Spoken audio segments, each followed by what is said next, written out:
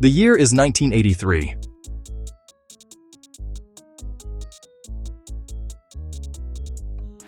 The world holds its breath. It is a cold November morning. A thin layer of frost covers the missile silos in North Dakota. Deep inside a concrete bunker, an officer watches a screen. The screen is a map of the world. It shows red dots moving across the Atlantic Ocean. These dots are Soviet bombers. They are flying fast towards American airspace. The officer's heart beats faster. He picks up a red telephone. His training tells him this is the moment. The world is on the brink of nuclear war. This was the world of the 1980s, a time of fear, a time of constant tension between two superpowers. This specific event was a simulation. It was called Able Archer 83. It was a NATO command post exercise. But the simulation felt real. So real that the Soviet Union believed it might be a real attack. They put their nuclear forces on high alert. For a few tense days, the world was closer to nuclear war than at any time since the Cuban Missile Crisis. This incident showed how easily a mistake could happen. A misunderstanding could end the world. Leaders on both sides knew this. They were looking for an edge. They were looking for a way to win a war that must never be fought. They looked to technology for the answer. The central question of the Cold War was simple. How do you respond faster than your enemy? How do you make the right decision in minutes or even seconds? Human minds were slow. Humans made mistakes. They got tired. They panicked. Military planners began to ask a dangerous new question. Could a machine do it better? Could a computer decide when to launch a missile? Could a machine tell the difference between a flock of geese and a squadron of enemy bombers? This was not science fiction. This was the secret challenge of the 1980s. The ghost in the machine was waking up. This essay will explore that hidden world. It will uncover the secret history of the first AI weapons. These were the machines they didn't want you to see. We will look at the technology that was born in the shadows of the Cold War. We will see how computer brains were put inside missiles, ships, and tanks. We will meet the engineers who built them and the commanders who feared them. This is the story of how the idea of a thinking weapon became a reality. It is a story that started in the tense days of the 1980s, and it is a story that continues to this very day, with consequences we are only now beginning to understand. The 1980s was the decade of the microchip. Computers were getting smaller, faster, and cheaper. They appeared in offices. They appeared in homes. They appeared on factory floors. But their most important new home was the battlefield. Military leaders saw the potential of this new technology.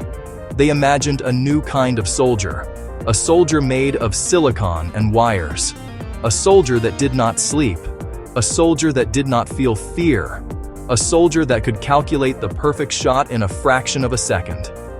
This was the dream of automated warfare. It was a powerful dream. It promised total control and perfect efficiency in the chaos of battle. This wasn't just a dream. It was a funded reality. The United States poured billions of dollars into research. The Soviet Union poured billions of dollars into research. They created secret programs with code names that sounded like they came from a spy novel. The goal was to build systems that could think for themselves. These were not true artificial intelligences like in the movies. They were simpler. They were expert systems. These systems were programmed with the knowledge of human experts. A computer could be taught how a pilot finds a target. It could learn how a submarine commander hunts an enemy ship. Think of it like a very advanced checklist. A human pilot has to check his speed, his altitude, the weather, and the target's location. He has to do this all while flying a complex machine under extreme stress. An expert system could do all of that instantly.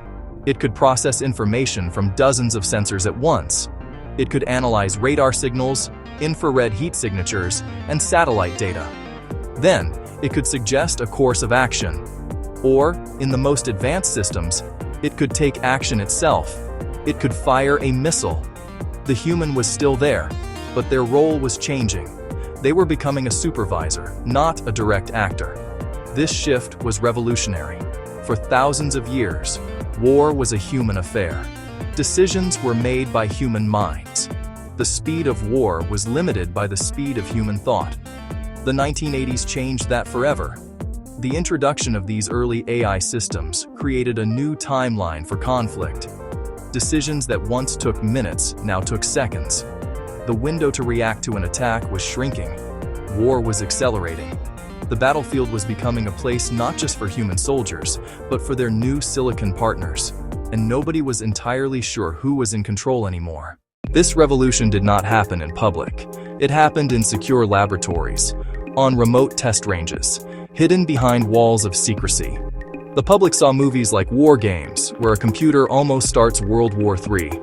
They thought it was fiction, but in places like DARPA, it was a daily reality. Engineers, scientists, they were building the very systems the movies warned about, not evil villains, patriots. They believed their work was necessary to protect their country, solving the puzzle of deterrence. One key project, the Strategic Computing Initiative, launched in 1983. Its goal, develop advanced computer tech to stay ahead of the Soviets. A huge part focused on autonomous systems. The autonomous land vehicle, a van that could drive itself across rough terrain using cameras and laser radar. The pilot's associate, an AI co-pilot to manage overwhelming cockpit information. These projects were the building blocks for future warfare. Stakes were incredibly high. If they worked, one side could gain an unbeatable advantage. A missile that could find its own target after launch, even if it moved. A network of computers tracking every enemy ship, and submarine across an entire ocean. This is why the work was secret. Neither side wanted the other to know, nor their own citizens. A machine making a life or death decision is deeply unsettling. The story of 1980s AI weapons is one of secrets and shadows. A technological arms race running parallel to the nuclear arms race. A race to control information and master decision speed. These weapons were not just more powerful, they were different. They had a piece of a mind inside them. This essay will pull back the curtain on the hidden revolution. It will examine the machines, the minds, and the terrifying risks on a world on a knife's edge.